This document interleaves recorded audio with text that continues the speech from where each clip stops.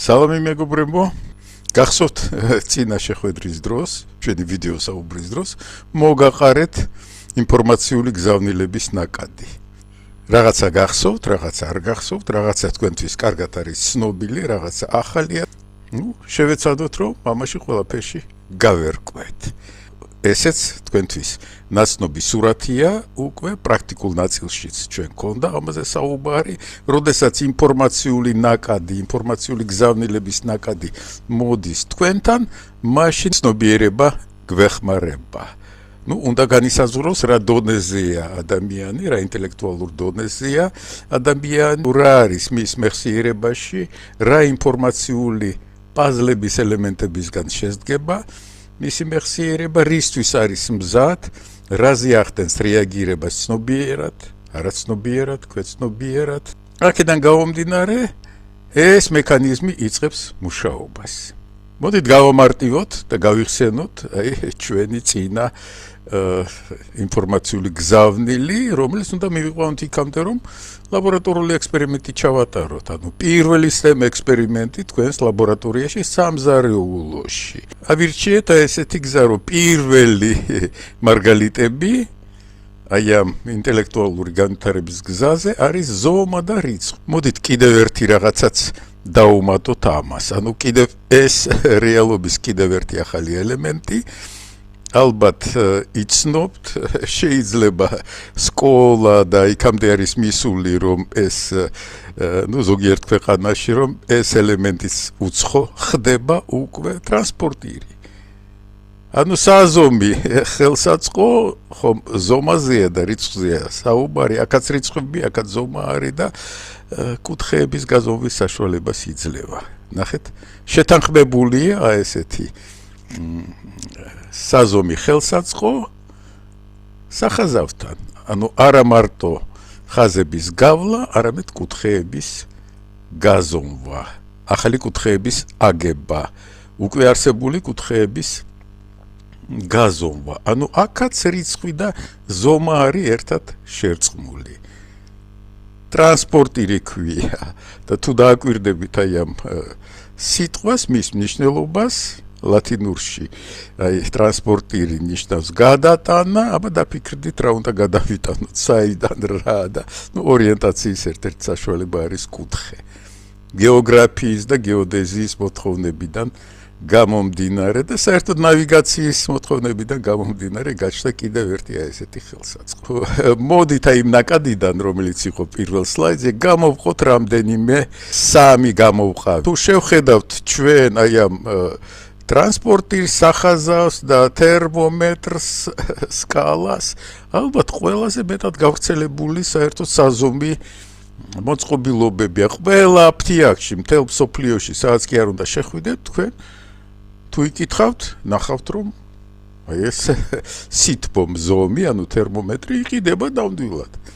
მთელ მსოფლიოში გავრცელდა ეს ყველაფერი და ჩვეულებრივი და მოთხოვნილების, შეიძლება ვთქვათ, პირველადი მოთხოვნილების საგანი გახდა. სახაზავიც კი შედით ნებისმიერ მაღაზიაში, სადაც იყიდება საკანცელარიო ნივთები, ნახათ, რომ სახაზავიც არის და ტრანსპორტირიც არის. პირველ პლანზე, ამ სლაიდზე გამოვყავი ეს ინფორმაციული გზავნილი, რომელიც უშუალოდ კულინარიას ეხება. როდესაც უყურებთ, კარგი გაგებით, თქვენი აზროვნების გაორება ხდება. საკუთარ თავს ეკითხებით და საკუთარ თავს პასუხობთ. ეს რა არის ამ სურათზე, ხო? რაღაც უცნაური რაღაცა არის, მაგრამ აშკარად იჭმევა. რაღაც ნიმუშია, კულინარული ხელოვნების ნიმუშია, ნამდვილად რაღაცას გავს, რაღაცას მაგონს. ეს ხო პეპელაა. რა საინტერესო რაღაცა არის. აბა როგორ არის გაკეთებული, რანაირად არის გაკეთებული. აქ სამივე კულინარულ ესეთ ნიმუშს აქვს თავისი ვიზუალური ინფორმაცია ამ გზავნილში, რეცეპტურა და ალბათ დაიწყებთ ამაზე ფიქრს. თუ გამართეთ საკუთარ თავთან საუბარი ამაზე, აბა რა ვიცი, ეს ვიცი, ეს არ ვიცი, ეს ნიშნავს, რომ თქვენში ჩაერთო, განწყობის ფსიქოლოგიის ტერმინოლოგიიდან გამომდინარე ობიექტივაციის უნარი, მაგრამ ცნობიერება ჩაერთო. ეს არის მთავარი. საკუთარ თავთან იწყებ დიალოგს და აი შემდეგ სლაიდზე თუ გადავალთ, აი აქ ნახავთ, რომ მოდით შევთანხმდეთ, რომ ცნობიერება დიალოგის უნარი საკუთარ თავთან. აი თუ გაქვთ ამის უნარი, თუ გაქვთ უკვე თქვენს მეხსიერებაში რაღაც ქცევის სიტუაციების, რაღაც ცოდნის ბიბლიოთეკა და თქვენ ამ ბიბლიოთეკით სარგებლობთ, ესე იგი ცნობიერების ელემენტი გაგაჩნიათ. ნუ სხვა საკითხია, რამდენად არის ეს ყველაფერი განვითარებული. და მოდით ამაზე შევთანხმდეთ, რომ გამართული ცნობიერება ეს არის დიალოგის უნარი საკუთარ თავთან, ზომის და რიცხვის ცნებების გამოყენებით. ეხლა სიახლეა საკუთარ თავთან დიალოგი, სიახლეა საერთოდ დიალოგი, თურმე ამას აქვს ძალიან დიდი ისტორია კაცობრიობის საერთოდ ასე ვთქვათ განვითარებაში. ნუ საიდან უნდა დავიწყოთ? ალბათ პირველი არის სოკრატე უნდა გავიხსენოთ, ხო? ცოტა მეტი ვიდრე 2000 წელიწადი მისი პირველი დიალოგები ძალიან კარგად არის ცნობილი ინტელექტუალებისათვის. ყველაზე კარგი განვითარების საშუალება არის კითხვის დასმა და პასუხის ძებნა. მე გამოვყავი სამია ესეთი ადამიანი, მეორე არის გალილეო გალილეი და მესამე არის ისააკ ნიუტონი. აი ჩემთვის შეიძლება ამაზე იყოს კამათი, მაგრამ ჩემთვის ასეთნაირად გამოვყავი. ხედავთ, ანუ ამ ადამიანებს კაცობრიობამ ძეგლები დაუდგა. მათ შემდეგ კაცობრიობა სულ სხვა გზით ვითარდებოდა. იყო ეს პერიოდი, როდესაც აზროვნება და ახლის აღმოჩენა ისჯებოდა და ისაჯა სიკვდილით.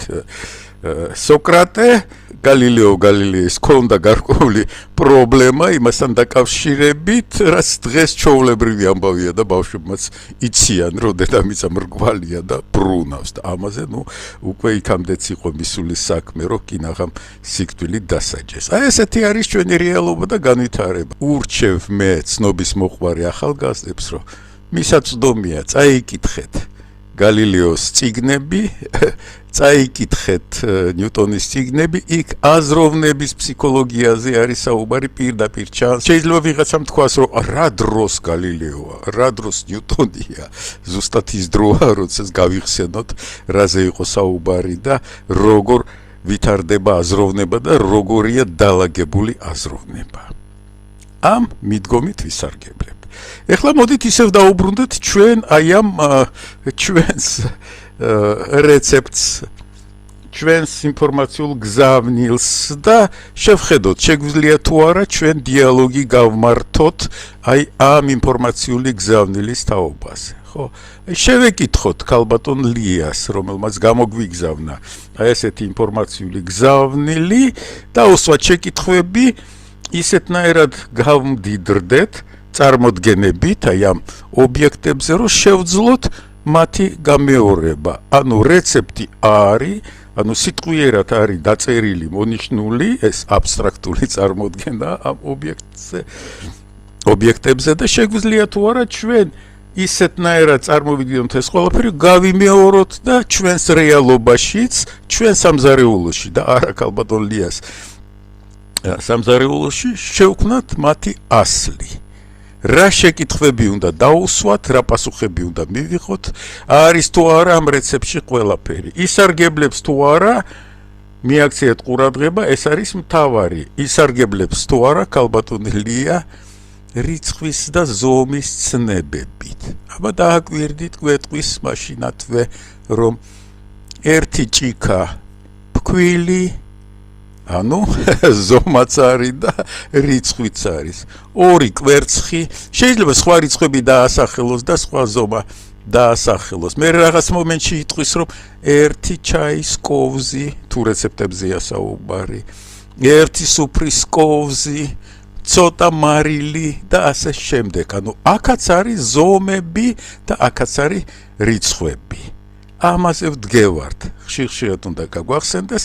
ეხლა ვისაც თავის ბავშვობა დავიწყდა, იტყვის ეს რაღაც მინდა, მაგრამ თქვენ თუ ბავშვებთან აპირებთ დიალოგს, აუცილებლად უნდა დაფიქრდეთ, როგორ მივაწოდოთ პირველად ეს ცნება სად რა პირობებში რა საგანმანათლებლო სიტუაცია შევქმნათ იმისათვის რომ იყოს ეს ცნებები მიღებული.